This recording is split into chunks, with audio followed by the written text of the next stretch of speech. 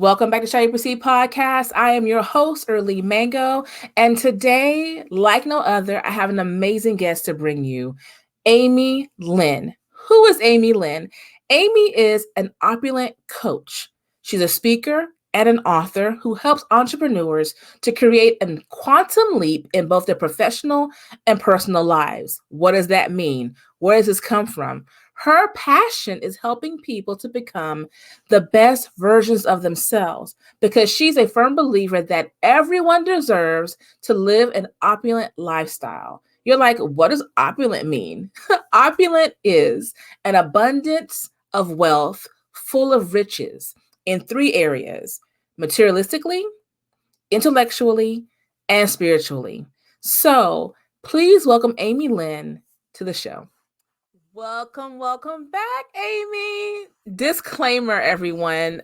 We had recorded this weeks ago, and because I am not tech savvy, I don't know what happened. File corruption, it's gone. So we're going to sit down again. Thank you so much, Amy, for coming back and sitting with me to get this interview going. But what's great is we can update it and add new things as if it's a brand new, interview. So thank you. Everyone I have with me today, Amy Lynn, the opulent coach, amazing woman, published author, more books coming. Welcome, Amy. Thank you. Thank you for having me back. And yeah, it's awesome to be back. There's got to be a reason why I'm back. So yeah.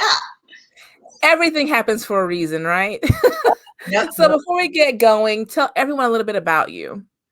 Sure, absolutely. So my name is Amy Lynn, and I am the Opulent Coach, and I have an academy which is called the Opulent Academy.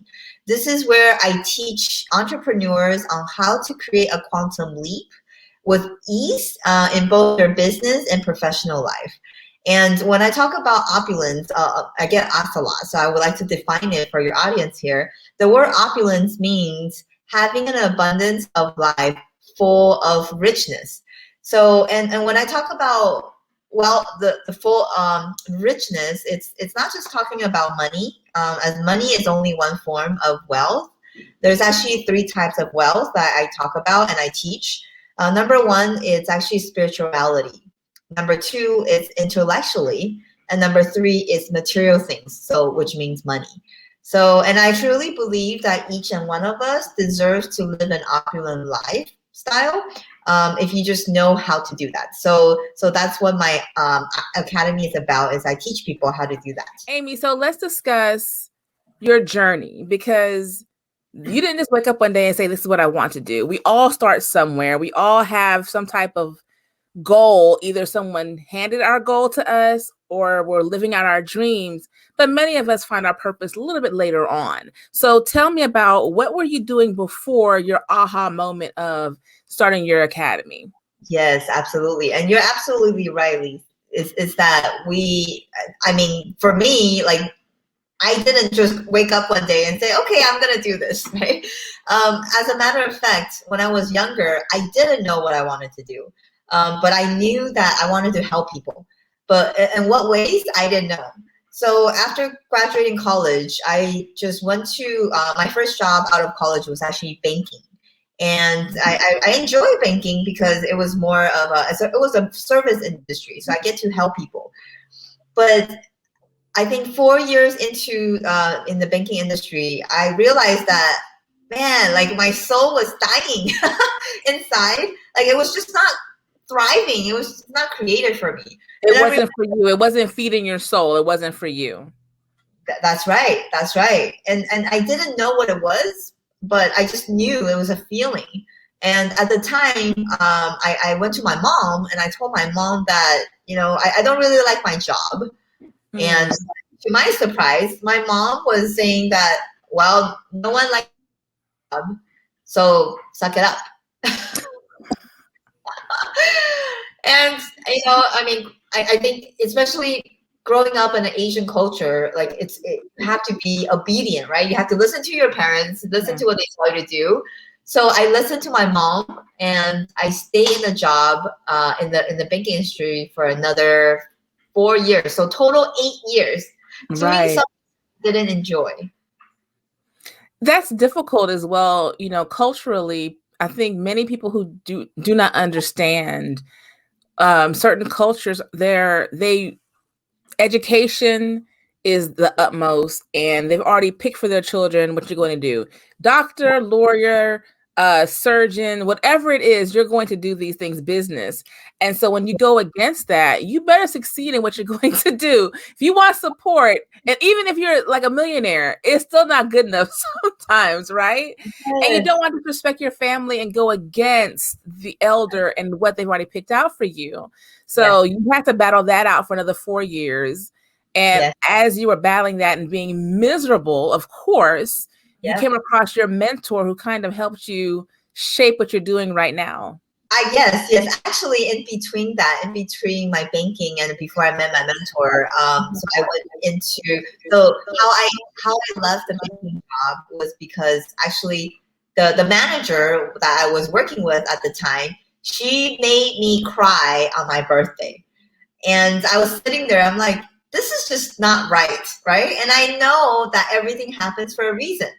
So I felt like it was the universe pushing me out because I wanted to get out, but I was scared, That right? was Like the push. That was the ultimate push. that You was know, the no one should make you cry. That's uncomfortable. And what's great now with the way society's so surrounded with wellness, mm, companies now are more focused on making sure their people are mentally healthy and comfortable. mm, Beforehand, it was like, just come to work. I don't care what your feelings, what you're going through. I'm your boss. You are not. Do what I say. Don't go against the grain. And now wellness, because, productivity is important. If you feel good about where you are, if you right, know where you are cares about you, you get the best out of your employees. And of course, now we have that mentality, but before that right. wasn't it. So that was your push. She That was made you cry. How dare she? On your birthday. Damn her. So finally, you decide to do something about it. And what yes, was that did you do? yes. So I decided to quit the job, and so at the time I had a real estate license. So I decided to okay, I'm just gonna jump into real estate. But mind you that it was going from a 95 steady job paycheck to a commission only job, right? And of course, here comes my mom saying same thing, right? And then of course the first thing she said, you know, if it doesn't work out with the real estate thing, you can always go back to banking. Then you had to make it work. Yeah, You had to exactly. be like, no, this has to happen. I need to prove her wrong. Exactly, right? But in my mind, I'm thinking, okay, thanks for the support, mom. And it's never enough. I think, I will say this. My family's from the Caribbean, and our skin is thick. Your skin is thick. We're used to that type of verbal disappointment to push us. Unfortunately, it's awful, but I think it has made a lot of us really just kind of not be exactly like that, because we didn't like it, but it kind of added an extra. I'm going to prove you wrong, mom. I'm going to prove you wrong, that I'm going to do something different that I love, and it's going to be amazing. It's going to be amazing. So you quit your job. You're doing real estate. It's not what you want to do, because commission work is difficult when you come from a 9 to 5 steady paycheck to Yes. having to hustle for your dollar. You eat what you kill type of mentality. So how long were you doing that? I think you said about 6 months maybe or so. How long did you do that before you said, okay, here's my moment, this is what I want to do? Yes. So actually, I was in real estate for 6 years. That actually quite a while. Yeah. And as a matter of fact, actually, I really enjoyed the time freedom that I had as an entrepreneur. Right. So I didn't have to go to a place where I didn't like 95, right, 40 hours a week. Now I get to set my own schedule. So I really enjoy the time freedom, and that where it fits with what my personality.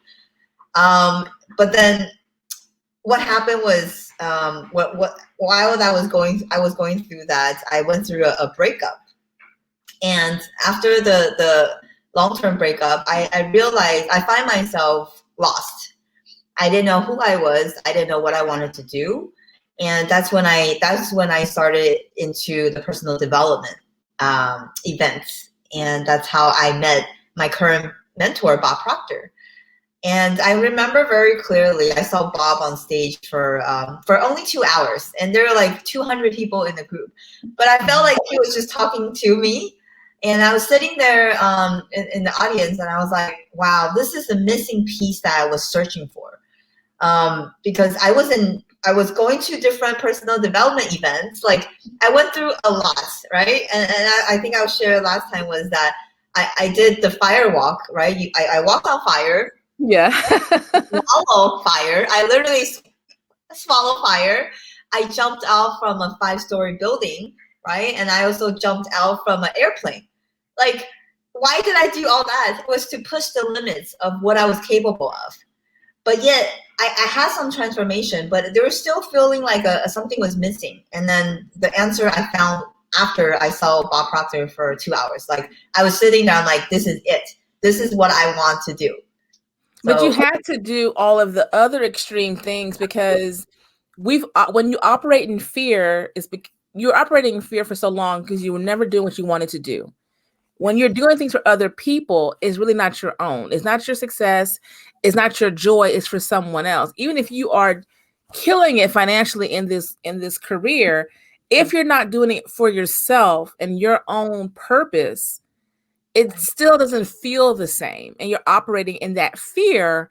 And so you had to let go of a lot.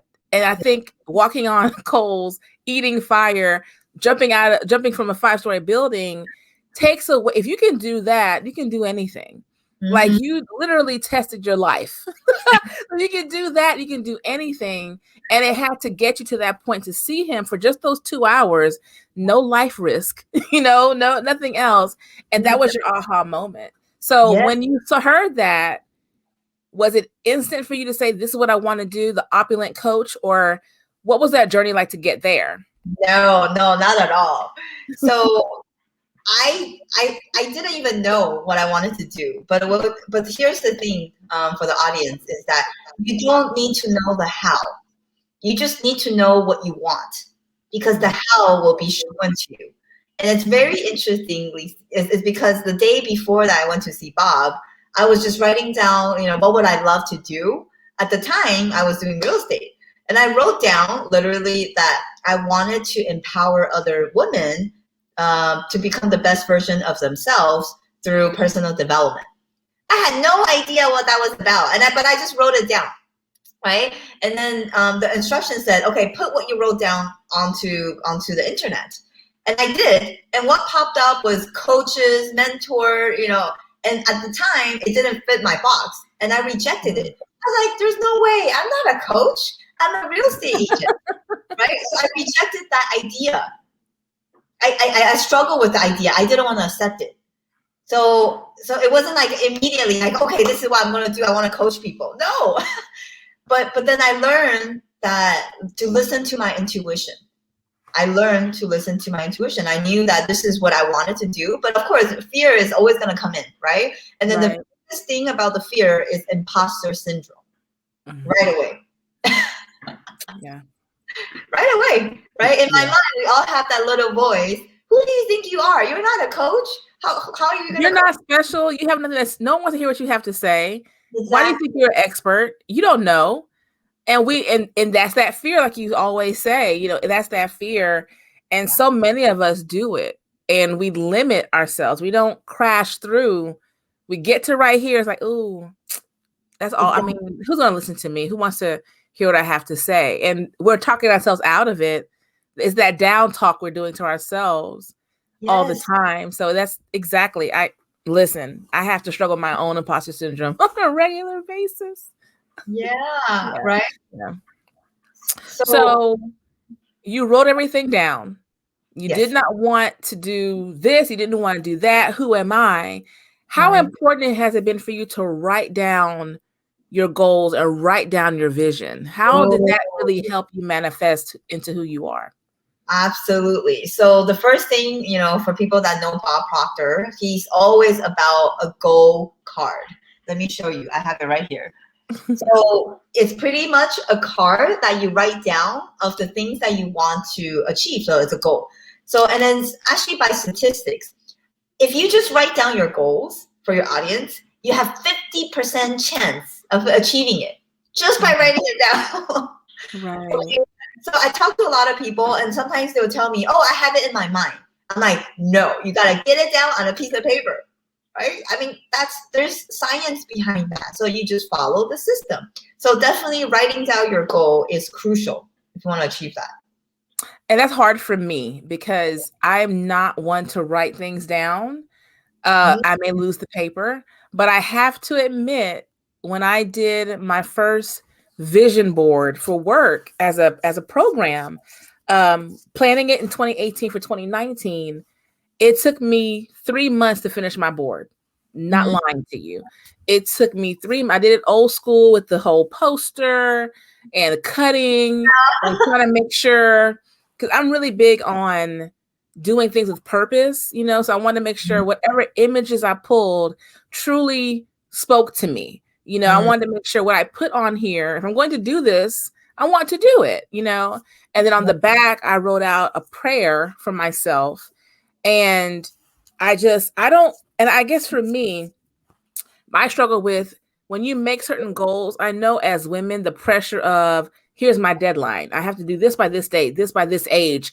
And I tried for a long time to just wash that away because society tends to just hold us to these standards of timelines, a degree, married, kids, all these things before 30. And if you don't do it, you're a failure. I don't like that feeling because, yeah, I may not hold true to that and know that I'm not a failure, but I've seen so many carry that weight, you know. And for me, I appreciate everything I've accomplished later on in life because I know if I did it in my 20s, I wouldn't be able to appreciate it. I had to go through things to appreciate it. But when I made that vision board in 2019 and I had everything laid out and I looked at it, I can honestly say that everything I had on that board, minus travel, happened in 2020.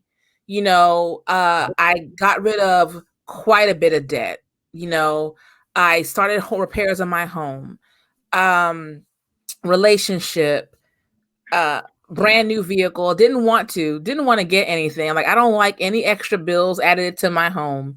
But I went ahead and got something, and I didn't have the hesitation or the worry. Everything that happened, I'm like, wait a minute, all these things I operated differently, even though I had it in my background of, you know, this is what I have. And I tell people now, when I did it again, I made this board for 2019, and I had to do the work for this to work.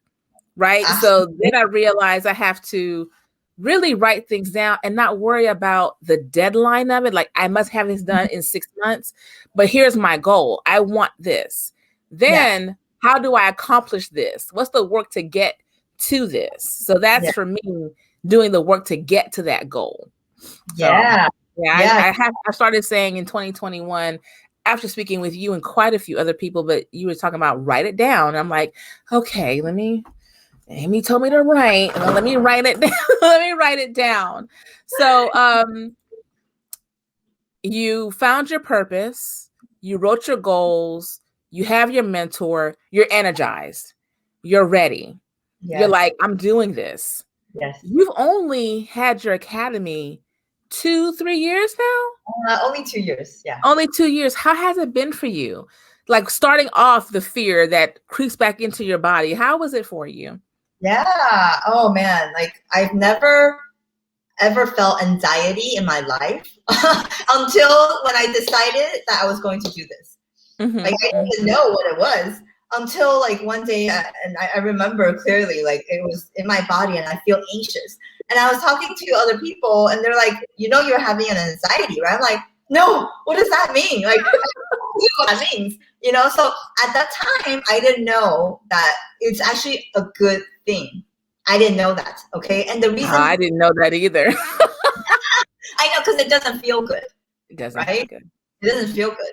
But then after studying with Bob, I understand that means the idea went into my subconscious mind. That's why I feel uneasy. Okay, and that's when you hit the jackpot, because it's when the idea is in your subconscious mind. That's what's going to happen in the physical world. Okay, so it's just an idea in your conscious mind, and this is what a lot of people do. Is people talk about, oh, I want to do this, I want to do that, but they're just talking about it in their conscious mind. Nothing happens. They're not emotionally involved with the idea. Until you're emotionally involved, your goal or what you want to go after or what you want to create, you're not going to do anything. It's just talk, right? So after I did that, and what I did was I just pushed through. It didn't feel good, but I continued to push through. I continued to show up, and initially just to understand that imposter syndrome is part of the process. It's inevitable. It's inevitable. Okay, when you go out, when you start trying to do something new, when you start acting differently, people will react to you like, oh, what's going on with you? You sound different. You've changed. Who are? Yeah, right? People don't like people to change, right? But then just understanding that that's just part of the process, and you keep on pushing through. So with that said, it's so important to surround yourself with big thinkers that they've been through it. They know what you've been through, right? But if you talk to other normal people, they don't understand, because normally when they hit something like that, they just back off and they're like, oh, no, this doesn't feel good. Like you said, fear, right? And that's why most people don't accomplish things in their life. Like, it's so sad to say that, but that's what's been happening. Well, you have truly manifested everything in your life. And it took years of development to get there. I would never look back at your banking and your real estate years as, a loss. You had to go through those things. You had to go through those struggles to accomplish to get where you are right now. Because I think with that, your drive is even more intoxicating. And that's why you've been invited to speak on different platforms about your journey, because you truly have a journey to share for anyone, man or woman. You were living a life in fear, not really your goals, not your purpose. And you decided to reclaim your life and take on a new journey. You've been on Amazon Prime, Speak Up. You've done different Best You Expo, sharing your journey. And you have your own Facebook group. And you're going live, and you're just feeding into people, women, to be their best and to achieve their best, because very few of us go to these seminars and truly take what we were given and use it. And you have, and I mean, that's just amazing. And I think that's the true showing of an awesome student who can now take it and then teach others and still live an awesome life. So you're doing all this. You've taken your income from what you probably made in a year to now monthly, right? You have your academy. Now you want to share with women and men how to do what you do. How fulfilling has it been for you to work in your purpose and now share your purpose with everyone to get them to that opulent life? Yeah, Lisa. Oh my God, that's huge. And going back to what you're saying is that although, looking back from banking, from real estate, although I was helping people in a way, I was providing service, but nothing like when you can see someone transform. Like, I don't want to say, like, it's not about me changing their lives. They changed their life. But then through my mentorship, through my, coaching, that I was able to lead them through and just being able to see how they transform, that is so fulfilling. Like, that really fills me, like, my soul. And looking back to when I was younger, I said I wanted to help people, right? Like, now I know I'm living my purpose. Like, I'm not searching for it. Like, oh, I don't know if this is what I should do. Like, I know this is my purpose. And just having that clarity, it just brings so much calmness to me. And I know that this is it. This is just what I'm meant to do. Absolutely. Absolutely. So with everything that you're doing, you're living your purpose, you're extremely happy doing it. You are giving people new life. You've taken on the newest endeavor. Now you have a book. You are a published author. And listen, I don't write. It's not my thing. But you have taken on another layer of getting the word out about who you are and what you do. So recently released in February, actually, right? No, yeah. Yes. February, Asian Women Who Boss Up came out. It is with you and I want to say 16, 17 other women, right? Yes. How was it now teaming up with Tam and these other women and getting this book out? How was that for you? Wow. I want to say this is my first book, and I didn't think myself as a writer either, but it's because, you know, like you said, we all have stories to share that we are able to empower other people, the readers. And working with the woman, wow, it's just for a bigger cause. First of all, you know, women as a minority, especially nowadays, is so important for us to speak up, right? Because there's a society, I want to call it the paradigm. They think that women, especially Asian women, are submissive and they don't speak up, right? But that's not the case, right? It might be their old paradigm, their old way of thinking, but now it's like we are representing the Asian woman and speaking up and to share our story, share our adversities, how we overcame or, you know, the society expectations. And a lot of it was expectation from our own parents, right? To go against what they wanted us to do, to go after what we wanted to do and shine and really show other people what's possible. So it was just an amazing opportunity to be able to do that. And so with this book, this is a collection with other authors, but I also know you're working on one independently to share your journey. So when will that one be coming out? Actually, the other one is also a collaboration. Oh, it is? Okay, good. Yeah, the other one is a collaboration.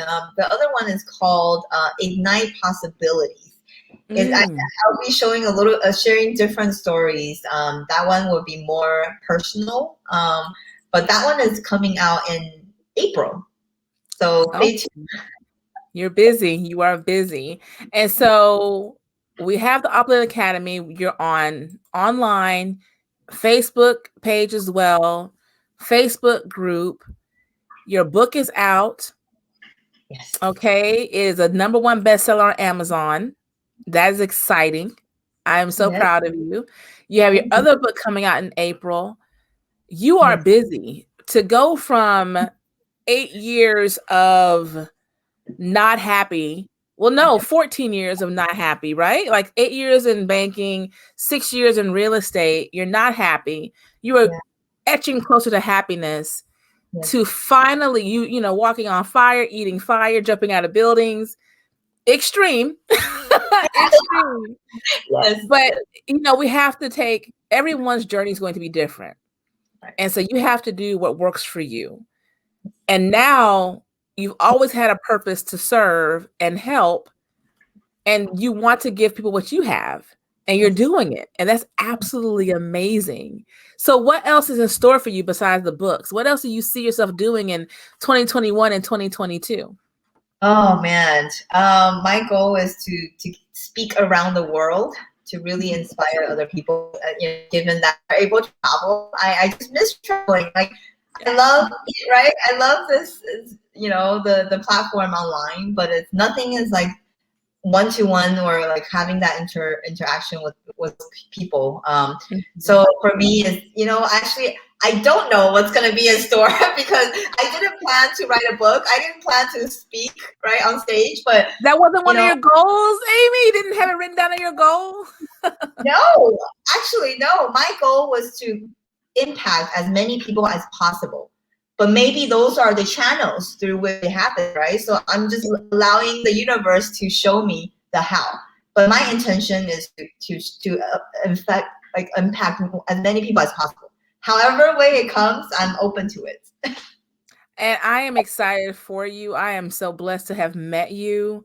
Your website is opulentacademy.com. You can reach out to you, book an appointment, go to your Facebook page. There's so much about you. You're so welcoming. You're so loving. You're so caring. Also, your book is out, Asian Women Who Boss Up. That's on Amazon. The digital copy on Amazon. Hard copy is coming out next month. Is it coming out, or this month for the hard copy? Yes, but people can pre-order that on bossup.the Opulent Academy. Yeah, you can. Awesome. Yeah. And then the proceed is going to a cause. So yeah. I saw that. So where is it going? Oh man, the name is so long. I don't remember. Yeah, That's okay. I'll put it in the description. I'll put it in the show notes. Yeah. Yes, absolutely. Amy, I want to say thank you so much for coming on and sharing your journey, sharing your story, coming on again and helping me recover your episode, because I had to have this episode go. I was like, I am not going to just not let this happen. So I want to say thank you so much for coming back on and sharing your journey of encouragement, because I'm telling you, when you sitting with you, talking to you, seeing what you do every day, just encouraging women to try to live that opulent life, it's really encouraging. And you truly are walking in your purpose, and you're truly a walking testimony of, I wasn't doing what I wanted to do. I had to battle and struggle. And now you took it upon yourself to just, have a new life. And I truly, truly admire you for it. So Thank please tell everyone, you're welcome, where we can find you, your website, all those things. Yes, absolutely. People can email me at hello@theopulentacademy.com. They can also reach me on Facebook or Instagram under The Opulent Academy. Awesome, awesome, awesome. Amy, thank you so much for coming on again. You are always welcome. When your other book comes out, you have to come on, and I promise I will not lose the file. I will make sure that everyone has all your information. It is such a pleasure speaking with you. I love your energy. I love what you're doing, and I am truly encouraged. I am watching your videos. When I don't catch the fall live, I'm going to go back and rewatching it. It's such encouraging information, and I'm truly trying to utilize it and implement it in my own life, because I want to be opulent. I want to have an opulent life, Yeah, So thank you so much, Amy, for coming back on. I really appreciate it. Yeah, thank you, Lise, for this opportunity, and really grateful for what you do and for your audience. Thank you so much. We thank you. Bye.